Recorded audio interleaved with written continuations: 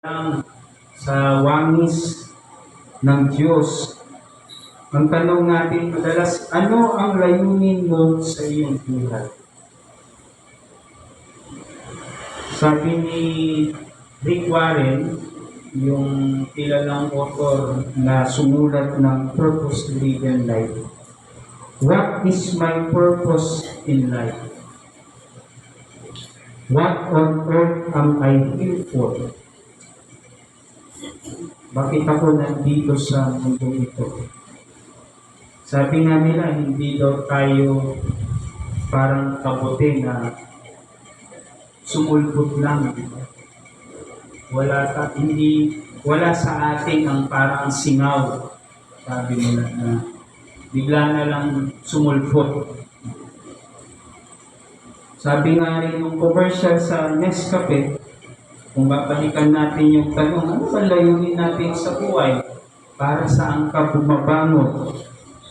Bakit ka ba bumabangon? Mahirap pag hindi ka na bumangon. Noong nakaraang linggo, natutunan natin na ang lahat ng bagay sa mundong ito, lahat ng ating tinatamasa, lahat ng mga magagandang bagay na para sa atin pagpapala, no?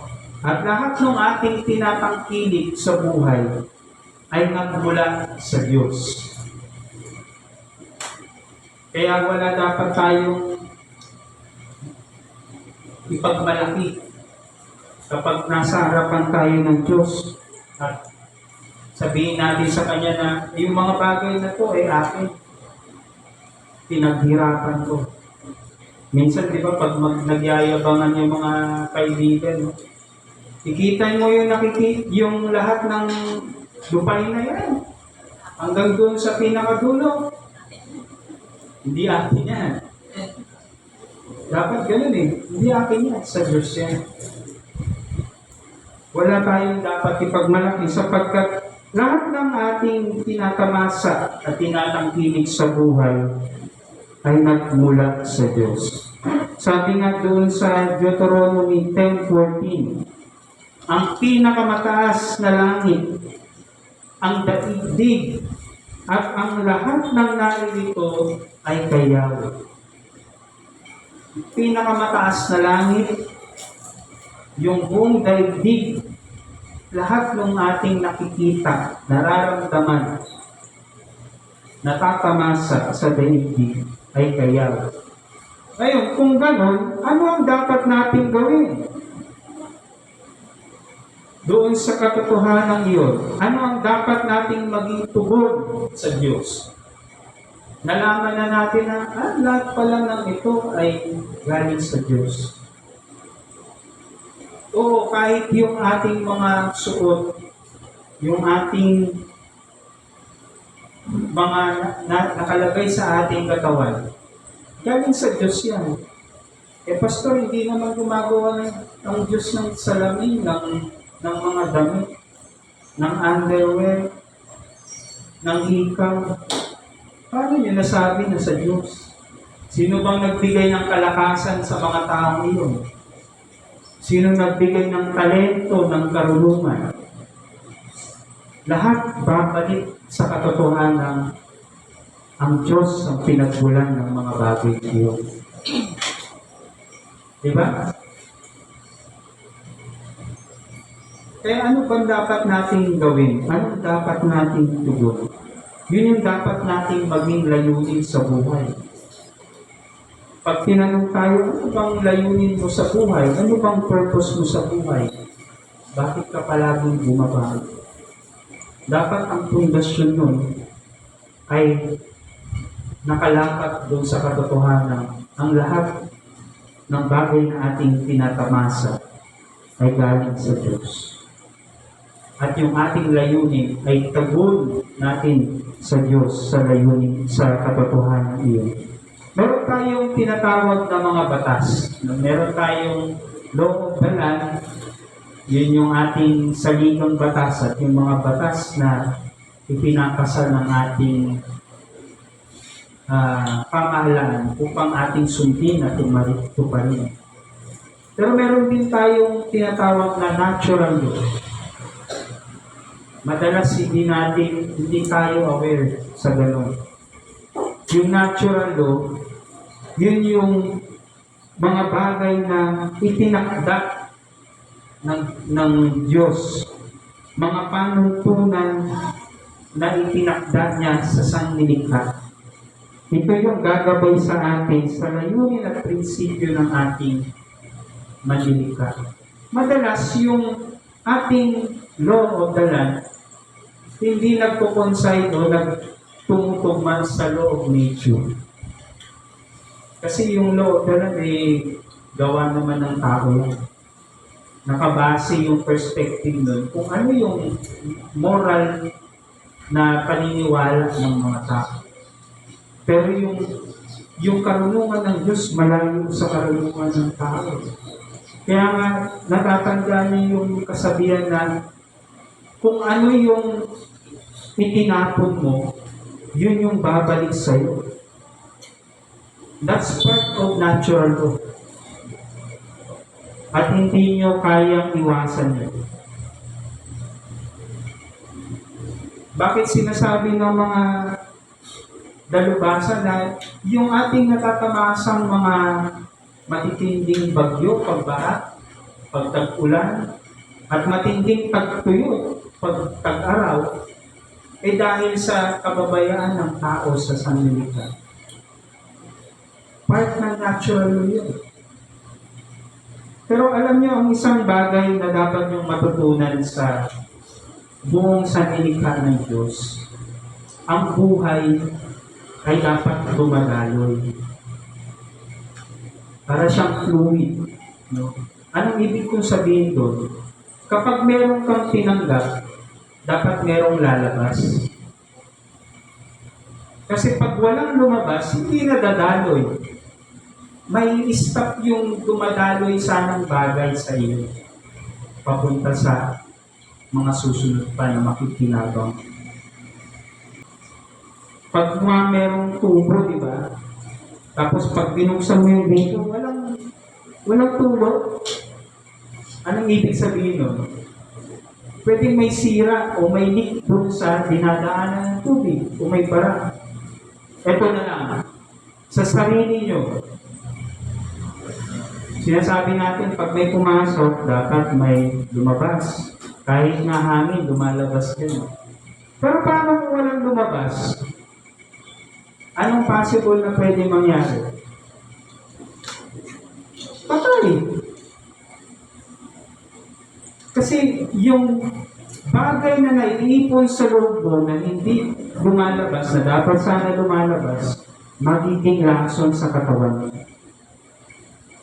And that is the law of nature. Bakit ayaw natin sa pagiging kahaman? Ayaw natin yung nag-over. Kasi hindi ito madaloy yung buhay. Nag-i-stuck. Hindi napapakinabangan sana ng iba. Di ba?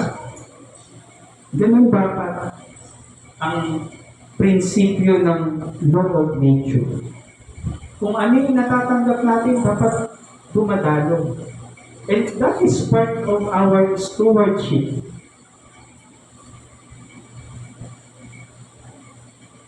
Part yun ng ating pagiging tagapamahala ng sanlilikha ng Diyos.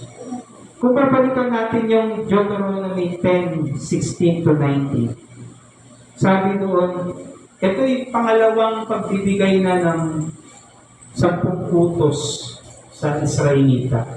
Alam nyo yung unang beses, nung binigay yung 10 utos, yung unang beses, nagalit si Moises dahil nakita niya yung mga Israelita gumawa ng pintong guya.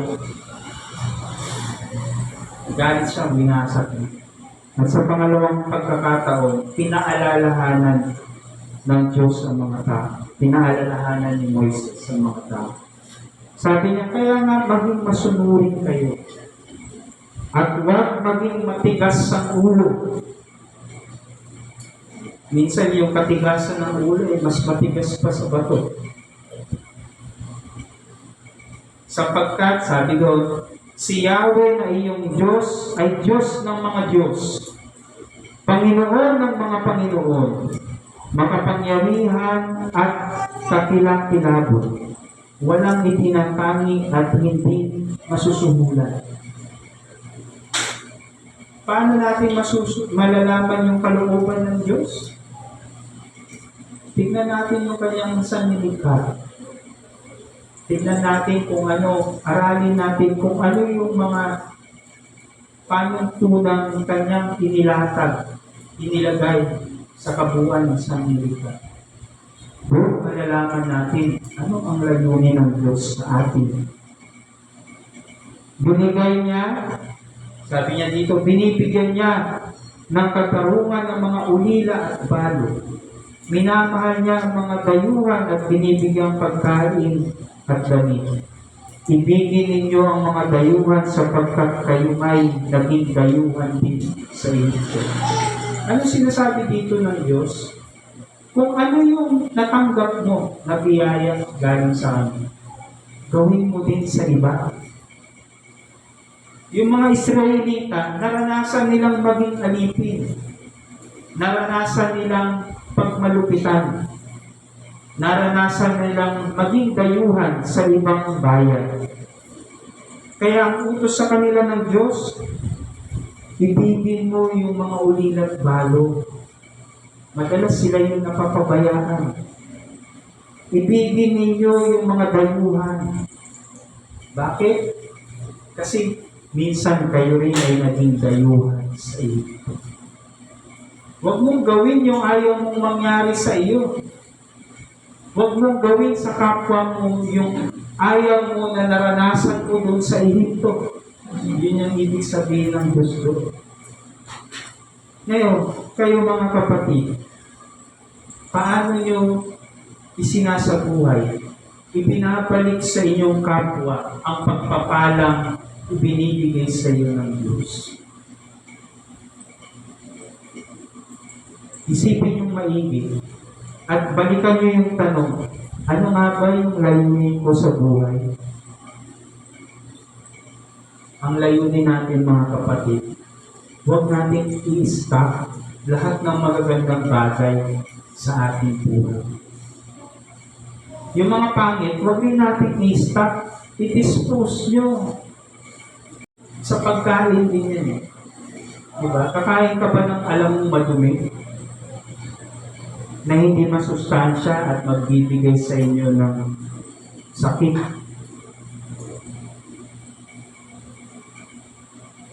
Yung galit, yung pungod, yung pagkamuhig nyo, i-stock nyo ba yun?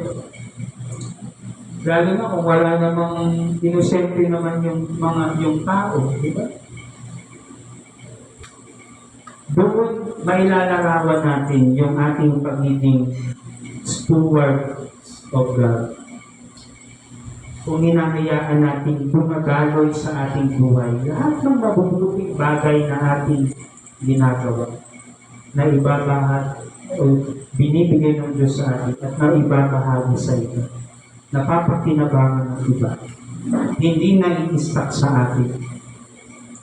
Minsan, ang madalas na nangyayari, yung mga pangit na bagay yung pinapadaloy natin. Tapos yung mabubuti yung ini-stack natin sa atin. Kaya yung napapakinabangan ng iba, dumi na natin yun. Hindi maganda. Tama ba? Kaya ang paalala sa atin ni Apostol Pablo, alalahanin natin yung kabutihan ng Diyos sa atin. Alalahanin natin yung ginawa ng ating Panginoong Jesucristo sa atin. Sabi nga doon sa Efeso, Kabanata 2, talata 4 hanggang 6. Subalit napakasagana ng habag ng Diyos at napakadakila ng pag-ibig niya sa atin. Tayo'y binuhay niya kasama ni Kristo nung tayo'y mga patay pa dahil sa ating pagsuway. Spiritually dead. Niligtas na kayo dahil sa kanyang kagandahang loob. Imagine niyo, dahil sa kagandahang loob ng Diyos, bakit natin kung kaya nararanasan natin, natatamasa natin yung mga magagandang bagay sa ating buhay. Niligtas nga kayo dahil sa kanyang kagandahang loob. Dahil sa ating pagigisa kay Kristo Jesus, tayo muling binuhay na kasama niya upang mamunong kasama niya sa kalangitan. Ang ine-expect sa ating mga kapatid, tayo na iniligtas ng Diyos sa kasalanan, ay makikibahagi sa pamamahala ng Diyos. Doon na lang sa bagay na yun, paano ba dapat namamahala ang Diyos? Paano ba dapat natin ikinapatupad yung kanyang pamamahala? At bilang tagapamahala kasama ng Diyos, dapat yung pagpapatupad natin ng mga bagay na yun ay alinsunod sa kanyang mga prinsipyo at pinapahalaga. Yung nakikita sa ating mga buhay, mga kapatid, doon nakikita at nasusukat kung gaano tayo katapat sa ating pagiging katiwala ng Diyos, sa ating pakikibahagi sa kanyang pamamahala. Kaya hindi tayo yung talagang namamahala dito sa mundo. Merong Diyos na siyang manlilikha natin at nagbigay ng lahat ng kaloob natin na ipinagkatiwala lamang sa atin ang pamamahal. Sa huli, sa Kanya tayo magsusulit. Pag humarap na tayo sa Kanya, tatanungin tayo, kamusta ang ipinagkatiwala ko sa iyong pamamahal? Pinag-usayan mo ba? Pinag-pruning mo ba? Yun yung dapat natin itanong lagi, ipaalala sa ating mga sarili. At sana, magbunga iyon ng labis nating pagmamalasakit sa lahat ng bagay na ipinagkatiwala ng Diyos at sa buong sanlibutan. Kapag parang umaga po sa ating